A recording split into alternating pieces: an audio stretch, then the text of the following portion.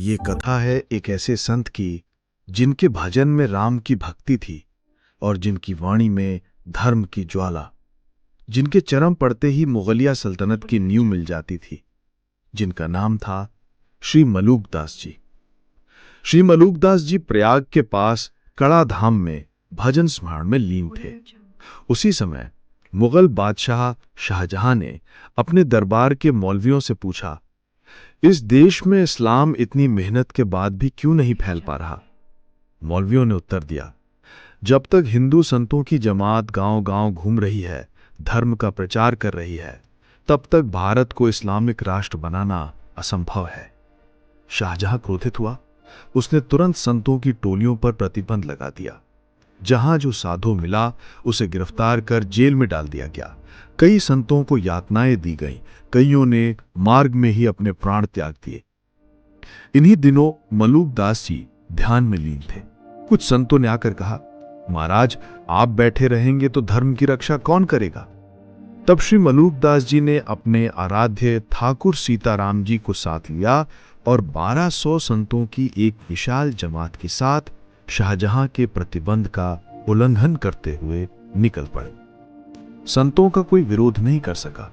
जहां भी जाते लोगों के दर्शन कर, उपदेश सुनकर लाभ पाते।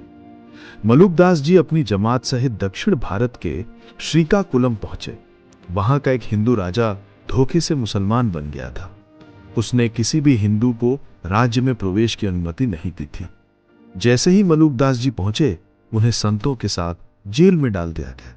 लेकिन जेल में चक्कियां अपने आप चलने लगी, बंद दरवाजे खुल गए और वहां के कैदी कीर्तन में झूमने लगे। राजा भयभीत हुआ, शरण में आया, कहा, मुझे मुसलमान बना दिया गया है, ब्राह्मणों ने मना कर दिया, तुम हिंदू नहीं बन सकते।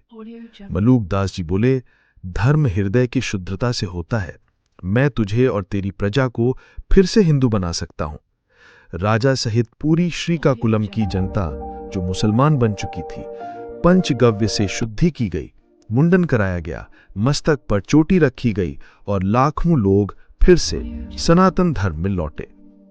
ये समाचार जब दिल्ली पहुंचा तो शाहजहां और चढ़ गया।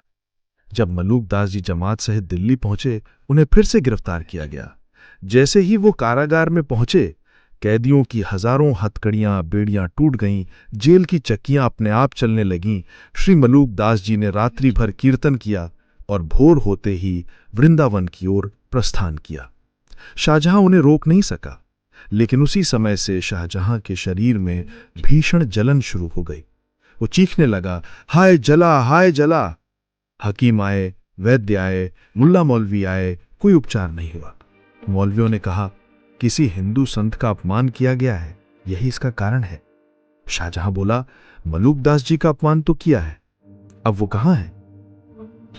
शाहजहां वृंदावन आया, श्री मलूकदास जी के चरणों में गिर पड़ा, मुझे क्षमा करें। मलूकदास जी बोले, तूने साधुओं को बिना अपराध के जेल में डाला है, इसका दंड तुझे अवश्य मिलेगा। तेरा पुत्र ही तुझे जेल में डालेगा और वही तेरी मृत्यु का स्थान बनेगा।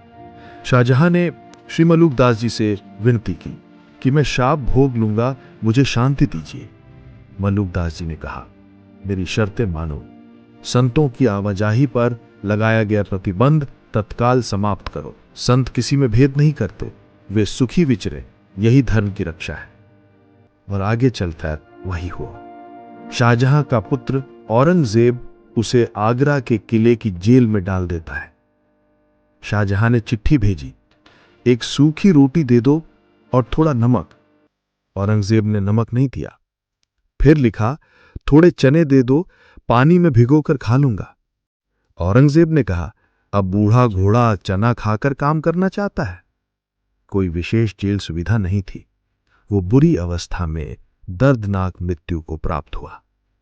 ऐसे थे संत श्री मलूकदास जी, जिनके भजन से भूत भागते थे, जिनके दर्शन से बीड़ियां टूटती थीं। धन्य है भारत भूमि, जहां ऐसे संतों ने जन्म लिया। हमारे इस चलचित्र को देखने के लिए आप सभी का हृदय से बहुत बहुत धन्यवाद।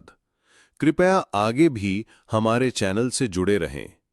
श्री राम, जय जय राम।